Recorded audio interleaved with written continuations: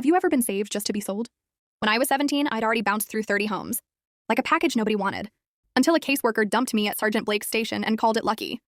Sergeant Blake looked like every kid's idea of safety. Polished shoes, neat hair, a badge that promised rules. He shook the caseworker's hand and said, "Don't worry, I take care of my own." Every new place, I mapped the exits without even thinking. At Blake's, I clocked the window above the basement stairs. Before I even noticed the bed, the front door had a deadbolt. The back door stuck when you pulled it. Still, I pretended to settle in. That night, he walked into my room after the house had gone dark. The air felt thick. He sat on my bed, brushed my hair back like I was a stray. "You look tired," he whispered. "Let me help you rest." Then his mouth pressed into my neck, leaving a mark that burned. "That's so you don't forget who you belong to now." My body locked up. I stayed quiet. Where was I supposed to go? The next morning, I found 2 plane tickets on the table. One for me, one for him. Blake said, "Pack your bag, we're going to see a friend. Real work, real money. This is how you get a head start in life." He watched me, waiting for gratitude. I just nodded. My hands wouldn't stop shaking as I stuffed clothes into a backpack. Before we left, I checked the back door again, still stuck. We landed in another country before I could even catch my breath. At the airport, Blake's friend pressed an envelope of cash into his hand.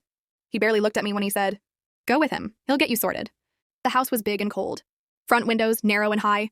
The door shut behind me and I knew I'd made a mistake. The things that happened inside, the adult-only things, they made me stop feeling like a person. When Blake picked me up hours later, my skin crawled from the inside out. I counted every hallway on the way out. Memorized where the fire extinguisher hung. That night, I lay awake, tracing the path from my window to the tree in the yard. In my mind, I broke into his office, fingers trembling over every drawer. I found cash. A stack of fake IDs. A burner phone. I was copying a bus route onto a napkin when his shadow filled the doorway. He grabbed my wrist, twisting hard.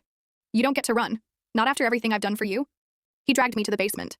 Locked the door behind us. "Nobody's coming, you're mine." I bit the inside of my cheek so I wouldn't scream. When it was over, he left me there, shaking on concrete, light leaking through a dirty window. That window? The only exit I hadn't tested. Hours later, maybe more, I spotted a stool in the corner. Wrapped it in my blanket. Smashed the glass. Dragged myself through.